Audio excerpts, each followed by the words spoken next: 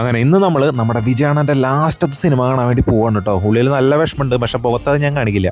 വിഷമെല്ലാം മാറ്റി വെച്ചിട്ട് അണ്ണൻ്റെ കട്ട ഫാൻ എന്ന നിലയിൽ ഈ ഒരു പടം നല്ല രീതിയിൽ എൻജോയ് ചെയ്യണമെന്ന് വിചാരിച്ചിട്ട് തന്നെയാണ് പോയത്.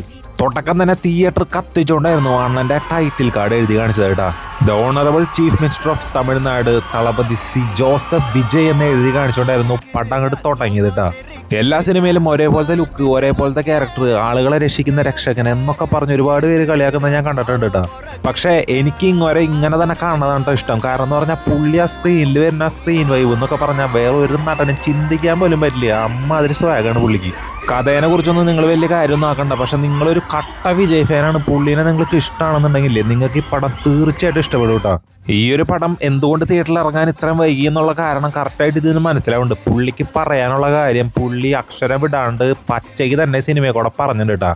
ഇനി എന്തെങ്കിലും ഇദ്ദേഹത്തിൻ്റെ ഒരു സിനിമ ഇതുപോലെ തിയേറ്ററിൽ ഇരുന്ന് കാണാൻ പറ്റുമോ എന്ന് എനിക്കറിയില്ല. പക്ഷേ ഞാൻ ഒരു കാര്യം പറയാം, ഇങ്ങൊരു തിയേറ്ററിൽ ഉണ്ടാക്കിയ ഓളൊന്നും ഒരു മലയാള നടനും ഉണ്ടാക്കിയിട്ടില്ല, തമിഴ് നടനും ഉണ്ടാക്കിയിട്ടില്ല.